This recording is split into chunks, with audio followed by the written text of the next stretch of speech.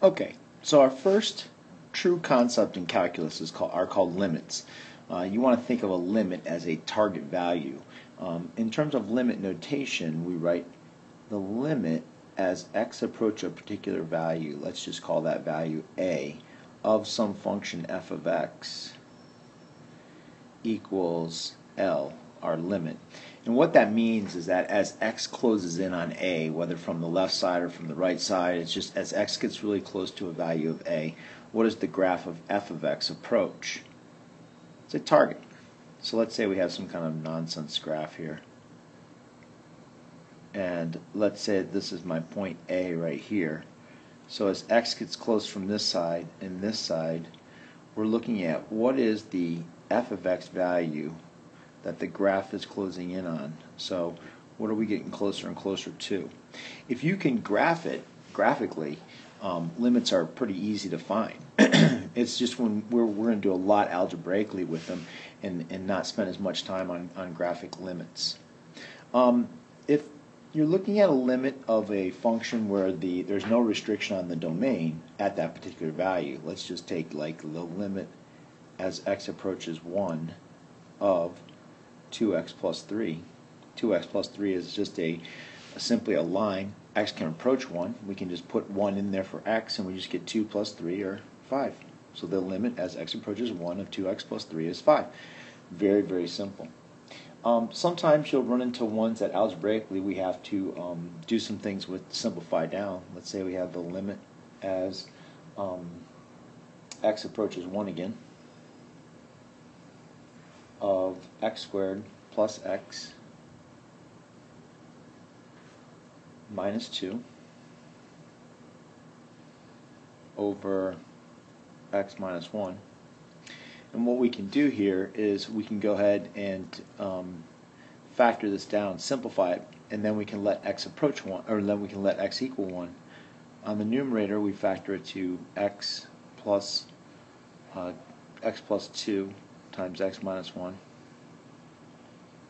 over x minus 1.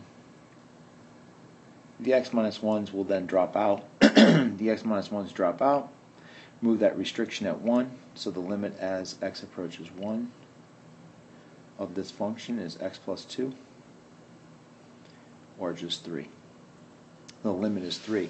So as x approaches 1 of this function, it's just me 3. 1 is still a restriction on the domain, however.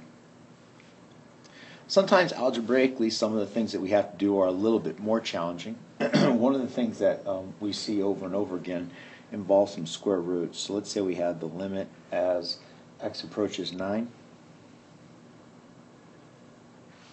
of x minus 9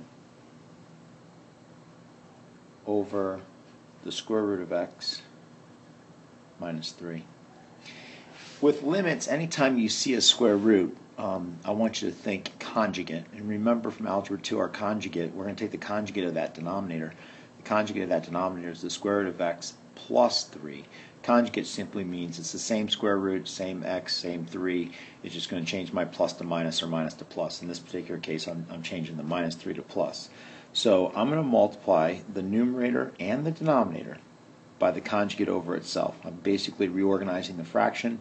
I'm multiplying it by 1. I'm multiplying it by the square root of x plus 3 over the square root of x plus 3. In the numerator, I'm not going to multiply it out. I'm going to leave it as x minus 9 times the square root of x plus 3. In the denominator, I'm going to multiply it out. And when you multiply it out, because you're multiplying by the conjugate, you can multiply first times first and last times last. So the square root of x times the square root of x is just x. And last times last, negative 3 times positive 3 is minus 9. And now what happens is that the x minus 9s will drop, and this is going to be equivalent to the limit as x approaches 9 of the square root of x plus 3. Take the square root of, put 9 in there, take the square root of 9, which is 3 plus 3 is going to be 6. So this limit is 6. One of the other concepts involving limits are what we call sided limits. So we have right-hand limits and we have left-hand limits.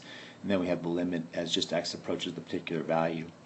This top one, the limit as x approaches 1 with the superscript plus sign, this is a right-hand limit. This means as x approaches 1 from the right-hand side.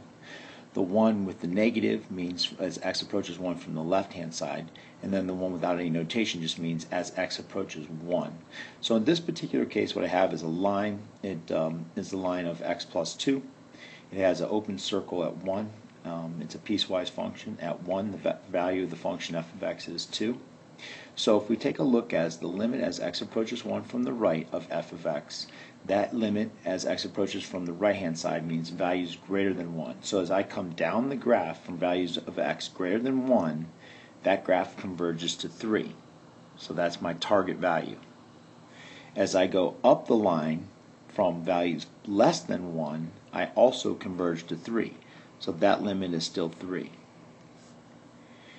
So therefore, since the limit as x approaches from the left is 3, and the limit as x approaches from the right is 3, we would say that the limit of f of x as x approaches 1 is 3 as well.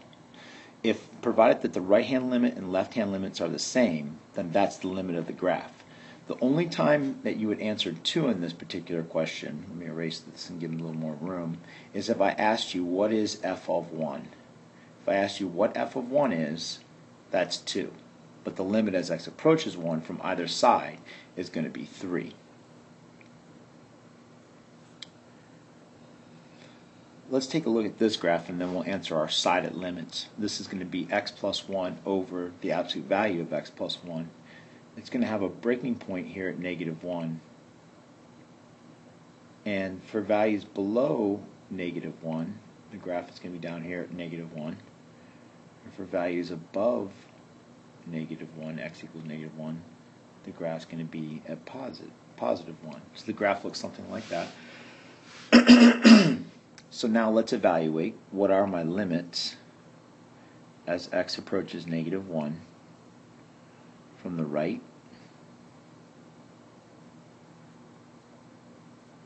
from the left, and then overall. In the first case, the limit as x approaches